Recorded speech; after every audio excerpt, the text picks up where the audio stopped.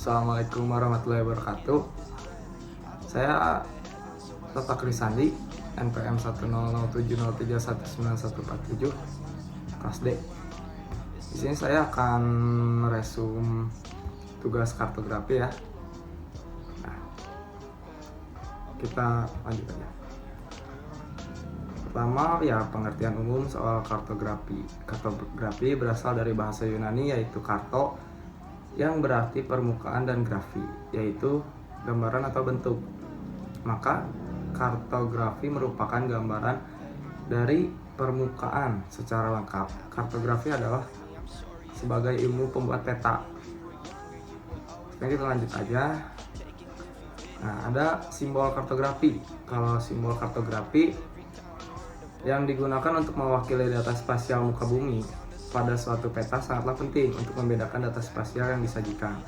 Pada dasarnya, data spasial dapat dibedakan atas. Ada data kualitatif sama kuantitatif. Kalau kualitatif yang menyatakan identitas keadaan asli dari data spasial yang diwakili, sebagai contoh antara pohon, sungai, jalan, atau pabrik. Kalau data kuantitatif yang menyatakan identitas yang menunjukkan besaran jumlah dari data spasial yang diwakilinya. Nah, kemudian ada penyajiannya simbol. Ada simbol titik atau poin, simbol garis, line, simbol area. Nah, ada simbol titik kuantitatif. Simbol titik kuantitatif di dalam penyajian dapat dibedakan atas pictorial atau simbol deskripsi. Bisa dilihat nih fotonya, gambarnya. Terus ada simbol garis kualitatif. Simbol garis kualitatif di dalam penyajiannya dapat dibedakan atas ada simbol deskriptif, ada simbol abstrak. Kalau simbol deskriptif yang digunakan untuk menyatakan unsur-unsur di muka bumi, bentuknya mendekati keadaan sebenarnya atau mendekati kenyataan di lapangan, seperti jalan kereta api atau jalan raya mungkin. Kalau simbol abstrak ada batas provinsi atau batas kabupaten. Ada gambar. Kemudian ada simbol luas kualitatif. Sama, ada simbol deskriptif sama simbol abstrak.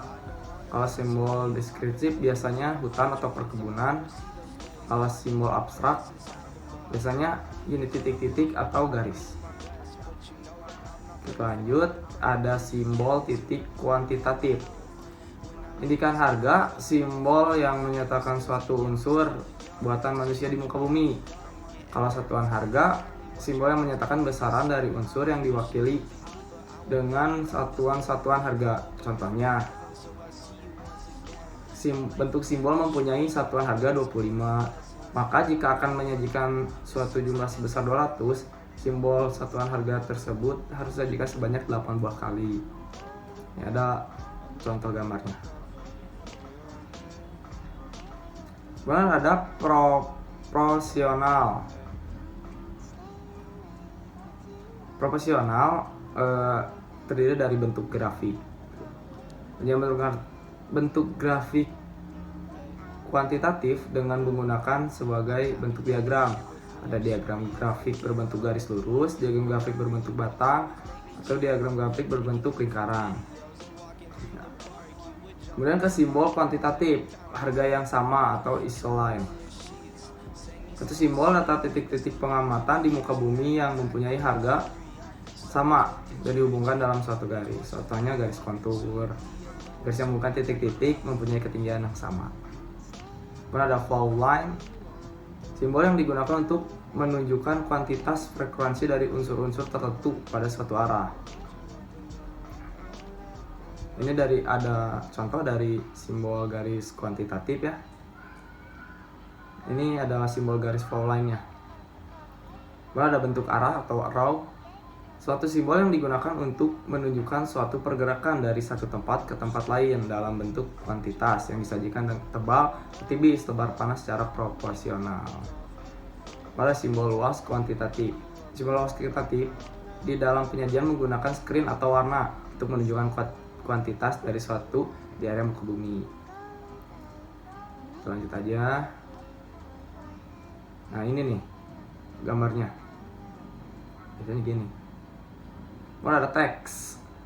Teks pada sebuah peta sangat diperlukan karena banyak yang berpendapat bahwa peta tanpa teks adalah suatu yang tidak mungkin, sebab jika demikian hanya produk yang dihasilkan hanya memperlihatkan bentuk grafis atau citra.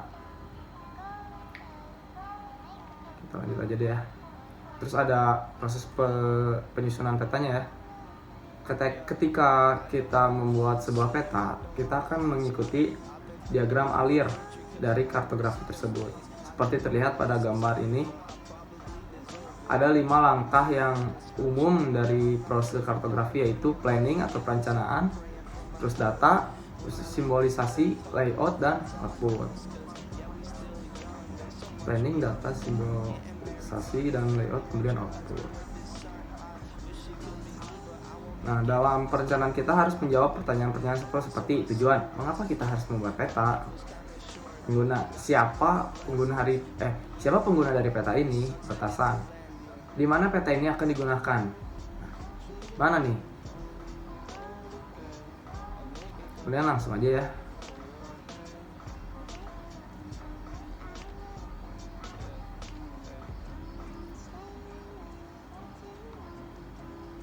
Ada base map layer. Sebuah layer base map memberikan pengguna tentang konteks geografi dari rangka referensi. Data pada layer ini bersifat statis. Contohnya batas administrasi, jalan, sungai, citra satelit, dan ketinggian. Operational layer. Sebuah operational layer menunjukkan data utama dari peta yang kita buat. Seperti ini. Terus memilih koordinat sistem proyeksi. Dikarenakan ada ratusan pilihan dari koordinat sistem proyeksi, memilih sistem koordinat proyek menjadi tugas yang sangat memusingkan.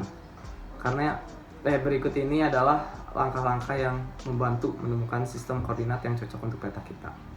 Ada existing standard, langsung area of interest, kemudian map objective, kemudian projected coordinate system, kemudian projective properties.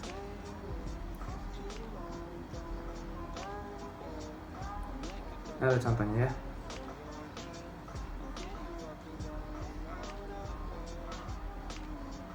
Kartografer dapat menyampaikan bentuk umum ke fitur tanpa semua detail. Seperti ini ke sini, kemudian ke sini.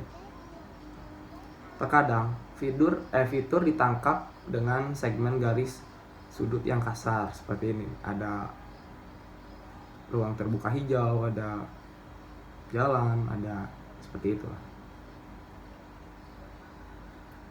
Kemudian pada skala yang lebih kecil, suatu titik seringkali dapat menyampaikan fitur lebih efisien daripada poligon. Seperti ini nih, mungkin sungai kayaknya ya. Nah, selesai. Sekian video dari saya Tata. Dari yang tadi saya yaitu resume materi kartografi. Assalamualaikum warahmatullahi wabarakatuh.